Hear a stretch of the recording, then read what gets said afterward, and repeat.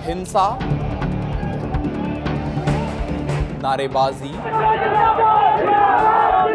Police पर पथराव, आंसू गैस के गोले, बाजार बंद, 20 किलोमीटर का जाम, पार्षदों का इस्तीफा। तानाशाही नहीं चलेगी, नहीं चलेगी, नहीं चलेगी, तानाशाही नहीं चलेगी, नहीं चलेगी। विधायकी का टिकट कटने के बाद ये सब उस नेता के समर्थन में हो रहा है जिनकी पार्टी में छुटवैया नेता भी पार्टी लाइन से अलग जाने से बचते हैं और आंतरिक मसलों में जिसके अनुशासन की मिसाल दी जाती है। हुआ यह कि मध्य प्रदेश की दतिया विधानसभा सीट पर उपचुनाव में बीजेपी ने स्वघोषित सेंसर बोर्ड और राज्य के पूर्व गृह मंत्री यानी नरोत्तम मिश्रा का टिकट काट दिया। इसके बाद उनके समर्थक ऐसा भड़के कि गुस्से ने हिंसा की शक्ल ले ली। शनिवार 11 जुलाई की सुबह प्रदर्शनकारियों ने पुलिस पर पत्थरबाजी की। जवाब में पुलिस ने भी आंसू गैस के गोले छोड़े। घटना के बाद इलाके में भारी पुलिस बल की तैनाती की गई। हालात को देखते हुए दतिया में भारतीय नागरिक सुरक्षा संहिता यानी बीएनएसएस की धारा 163 लागू कर दी गई, यानी बिना अनुमति किसी भी सभा, जुलूस, धरना प्रदर्शन और सार्वजनिक आयोजन पर प्रतिबंध रहेगा। साथ ही 5 या उससे ज्यादा लोगों के इकट्ठा होने पर रोक रहेगी। पुलिस का कहना है कि प्रदर्शन करने वाली भीड़ में लोगों की संख्या करीब 3000 थी। पत्थरबाजी में 6 से ज्यादा पुलिस वाले घायल हुए हैं।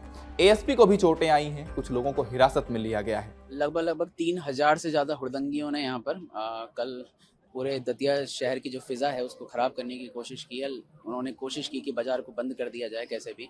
साथ में यहाँ पे चक्का जाम के लिए लगभग शाम को 6 बजे से ये सभी लोग यहाँ पर बैठे हुए हैं और इनको बार बार कलेक्टर साहब और मेरे द्वारा समझाइश दी गई है कि यहाँ से चले जाएं और चक्का ये जो जाम किया है उसको पूरा खोल दिया जाए जिससे यातायात का आवागमन हो सके। इस कारण से कई सारे जो महिलाएं और बच्चे हैं उन लोगों ने बहुत सफ़र किया। लगभग 15 किलोमीटर से अधिक का जाम लगा जिससे सीमावर्ती जो जिले हैं उनको भी बहुत अफेक्ट होना पड़ रहा है। इसकी वजह से इनको बार बार समझाइश दी जा रही थी। इसी क्रम में लगभग 4 बजे समझाइश देने के पश्चात इन्होंने अचानक पुलिस पर पथराव शुरू किया। पथराव के बाद पुलिस ने तत्काल ही एक्टिव होकर अश्रु गैस का उपयोग किया और इसके बाद इन्होंने और भी अधिक पथराव किया जिसमें लगभग हमारे 6 से अधिक कर्मचारी गंभीर रूप से घायल हैं और हॉस्पिटल में एडमिट हो गए हैं। साथ में मुझे, एडिशनल एसपी को सभी को चोट आई है। अब आते हैं विरोध की वजह पर। इसकी शुरुआत तब हुई जब बीजेपी ने दतिया विधानसभा उपचुनाव के लिए आशुतोष तिवारी को उम्मीदवार घोषित किया। 2023 में नरोत्तम मिश्रा इसी सीट से बीजेपी के टिकट पर चुनाव लड़े थे लेकिन हार गए थे।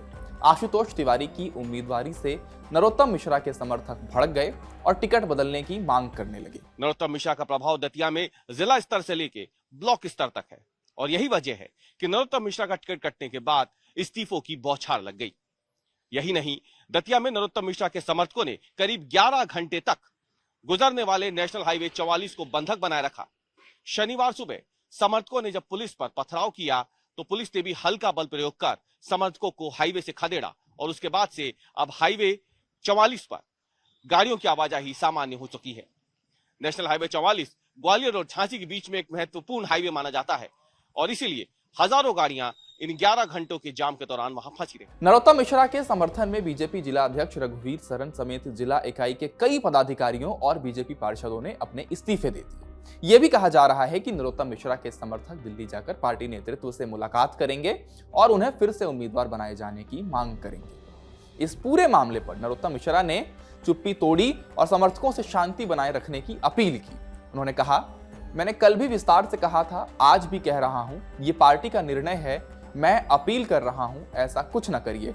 पार्टी के फोरम पर अपनी बात कही जाती है, ऐसे आक्रोश नहीं किया जाता है। कांग्रेस इस घटना के बाद से ही बीजेपी पर हमलावर है।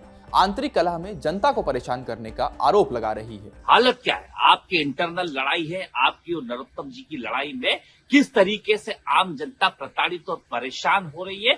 वहां पे कहीं ना कहीं जिस तरीके के हालात है, पूरे झांसी हाईवे बंद कर रखा है, पूरे बाजारों को बंद करा जा रहा है और पुलिस जिस तरीके से कह रही कि उपद्रवी है, तो उपद्रवियों के खिलाफ सख्त कार्रवाई क्यों नहीं कर रही? किसकी शय, कौन कुछ शय दे रहा है, इसके इनके खिलाफ सख्त कार्रवाई हो। आपने जो अत्याचार करना था नरोत्तम जी पे कर दिया, तो क्या नरोत्तम जी के समर्थक जनता के ऊपर अत्याचार करेंगे? दतिया सीट की बात करें तो यहां 2023 के विधानसभा चुनाव में कांग्रेस उम्मीदवार राजेंद्र भारती ने नरोत्तम मिश्रा को करीब 7000 वोटों से हराया था। लेकिन कोऑपरेटिव बैंक धोखाधड़ी से जुड़े एक पुराने आपराधिक मामले की सुनवाई करते हुए दिल्ली की एक अदालत ने राजेंद्र भारती को 3 साल कैद की सजा सुना दी। इसके बाद उनकी विधानसभा सदस्यता रद्द हो गई और ये सीट खाली हो गई। अब इसी सीट पर उपचुनाव हो रहा है। इस बार पार्टी ने आंतरिक फीडबैक और सर्वे के आधार पर उम्मीदवार बदलते हुए आशुतोष तिवारी को टिकट दिया, जिस पर यह पूरा बवाल मचा है। इस बवाल को आप कैसे देखते हैं? क्या बीजेपी नरोत्तम मिश्रा के दबाव के सामने झुकेगी? हमें अपनी राय कमेंट सेक्शन में जरूर बताएं। इस वीडियो में इतना ही। देखते रहिए ललन टॉप। शुक्रिया।